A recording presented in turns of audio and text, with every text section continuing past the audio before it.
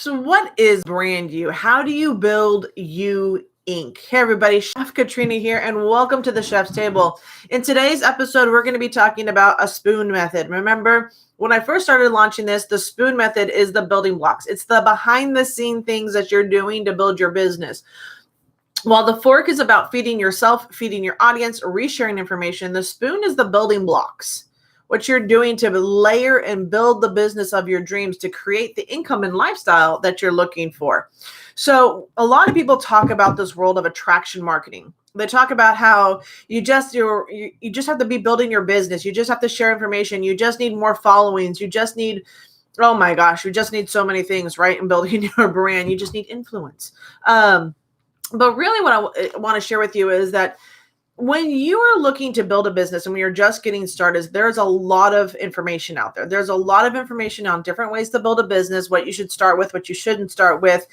People will tell you that, Facebook is the way to build your business, or Instagram is the way to build your business, or everyone has a way that you should be building your business. And I'm here to tell you that's kind of a farce. The reality is only you know what it's going to take to be building your business. As a network marketer, as a digital marketer, there are tons of tools out there, but not one of them is going to be valuable on its own. It actually starts with the base. See, in the kitchen, one thing that I learned early on is that we have to invest, we have to learn, and we have to teach. These are actually the three fundamentals of being in a kitchen. See, we invest in ourselves first. We go culinary school, or we get that background in education, but you have to be willing to invest in yourself. Whether it's books, courses, mentorships, whatever it is, you have to pour into yourself first, because the only person that can impact and change your business starts with you. So be willing to do the investment first. And then a lot of times as a beginner, we think to ourselves, well, I'm just getting started. I'm just learning this, chef. How can I possibly teach what I'm learning when I don't have your level of skill, when I don't have what the skill level that I'm seeing everybody else have? That's a great question. See, what you might not know is that in the world of the kitchen specifically is that when we ask you to make a dish for us or train something for us. So I've got a brand new culinarian coming into my kitchen today. And they're coming in and they've never worked a hotline. They've never made any of the dishes on the menu. So I say, all right, let's put you on the station and we're going to, bring out the recipe. And I want you to make this dish, right? And I'm standing right there and I'm walking them through how to make this dish. And then throughout the day, I ask them, okay, now teach me how to make this dish. And so they're then made into the role of the leader, of the trainer. And they have to teach me what it is to be making this dish. So they talk it back to me. And what's fascinating about this is the moment they start teaching me how to make this dish, their level of confidence in making these items goes up.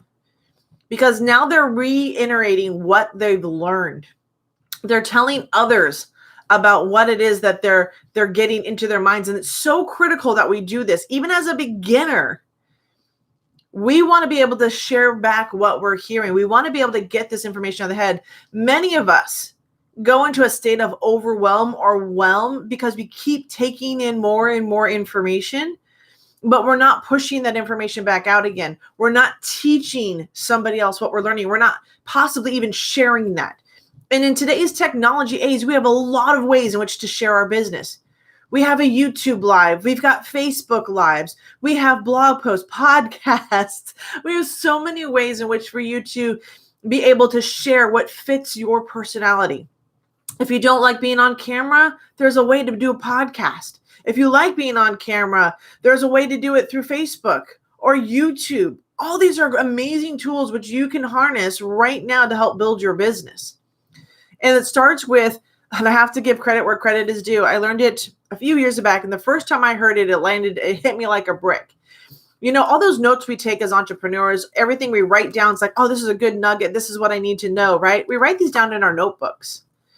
And Ray Hagan said one of the most amazing things. He goes, your notebooks are unpaid, are checks just waiting to be cashed.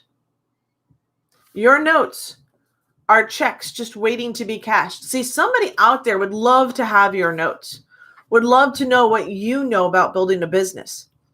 See, I tend to attract a lot of people in the hospitality industry because I'm a chef. And in that, it attracts people. I've got certain backgrounds. I've had certain things that I've learned in my life, and it creates a uniqueness that's only to me. So there's somebody out there right now that's desperate to hear from you, from your background, from your perspective, from your point of view, because they're going to hear it newly or waiting to hear it for the first time. So that's one of the powerful things about building brand you, about building your business. The second thing to pull into this, and we talked about the building of the spoon, is that you have to own your website, own your presence online. See, for me, and I'm really blessed, early on, 14 years ago, I heard it from my mentors. And it's so funny because I'm seeing it again in emails. I'm seeing it again in training popping up, is the power of your blog, the power of your website, the power of content creation. See, when you look at what you're creating out in the world, are you doing it for a limited time, or are you using tools that will allow people to expand and share your information out there? The reason I say this is that the first thing I learned early on was to build a blog. Now, mind you, I'm a chef. I'm a tactile kid at heart. I need to touch everything. So building in a digital world was extremely frustrating for me. But what I realized and recognized early on is that my blog allows me to create lifetime of endless leads. It will allow me for the rest of my life, as long as that blog post keeps running, as long as my content keeps getting shared out there, there will be people that are looking for this information, that are searching the internet to find this information. And if I've done my work and if I've done my job correctly, I can get that blog post in front of those that are looking for that information. But a blog post is definitely hard. A website is definitely hard. So let me break it down for you. So many of us go through and it's like, oh my gosh, and it's really inexpensive. A couple $100 a year to run a website. Now, you might have to invest in somebody building out your website for you, but it's usually a one-time investment, right? You're going to invest them to set it up for you, and then you're going to have to do the work of maintaining it. So there is going to be some knowledge you're going to have to get and maintain for how your website works. But are you willing to invest that for the long term? Are you willing to learn the basics of a WordPress site so that you can generate a lifetime of endless leads, so you never have to worry about leads coming into your business? You can either pay for it or you can learn how to build it. It's completely up to you. So let me break this down for you. Think of a domain, that's the name of your website, as the plot of land. So maybe you've gone out into the world and you went looking for some land and you said, this is where I want to build my domain, right? So now you've purchased the plot of land. That's your domain. The next thing you're going to need is you're going to need to hire an architect, somebody that can help design the house and the structure and the domain that you want to build, right? So you might hire an architect, and there are multiple architects out there. There's architects like WordPress. That's an architect. There is Wix. That's an architect. There is Squarespace. That's an architect. Now, with Wix and Square, they collapse couple things, right? They give you your domain, and then the architect and the designer are in one. With WordPress allows for more flexibility in case something shifts in your business or something changes, or you need to modify something. You might not be able to do it with an architect and designer that are in one, but you possibly could do it with when you have an architect and a designer that are separate. So it's really, what are you looking to do? But the designer is the theme, the look, the feel of it, right? Is it warm and cozy when we walk in? Is your color scheme right? Do we see your logo? That's your designer. That's the theme. And there are themes that are out there that are free, and there are themes that are out there that you can purchase. Now, I will tell you what I found from my experience. Those that you purchase tend to be a little more robust. They're supported a little bit better, especially for those of us that are becoming digital marketers. You're most likely going to want to buy like a marketing theme, one that allows you to create capture pages, funnels, make offers, create webinars, has landing pages, things that might just extend a little bit further than just the blog itself. But that's where you get to choose. And yes, you can update it. Yes, you can change designers. All of this is possible, but it's getting started. That's how this all works. So if you're looking to build brand you, right, you have to start as what we call in the culinary world, the heart of your house, your kitchen. What is the domain that you own where you can create and explore and share content in such a way that you're not silenced, limited, or censored for what you say, do, and want to share with the world? That's the power of a blog. That's where I think most of us, and I'm starting to see it more and more, are leaning into is what is it that I need? How does my blog work? And how can I use this to grow my business?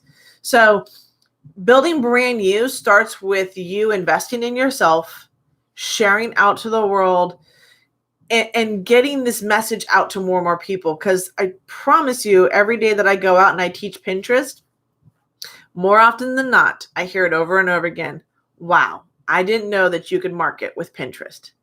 And it's because of that that I recognize that while I might know a lot of information, there are lots, millions and billions of people that don't have access to the information that I've had access to. And that's where sharing and that's where choosing your platform of how you're going to communicate your content is so important. Whether it's a blog, a podcast, you have the choice, but ultimately you want to own your domain, own your website, and have one home where you drive all your traffic to so that they can go out and share on social media what they're discovering about you and your content.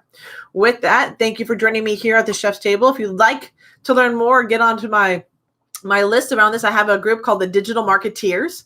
Digital Marketeers is my exclusive group where I share with you through emails, tips, trainings, tools, things that I've used to help build this business, little insider nuggets of gold. So you'll have access to that one. So you can head over to thechefkatrina.com /newsletter to become a digital marketeer. But come over there, visit, see what I've got. And I look forward to seeing you inside the community. With that, have a great day, everyone.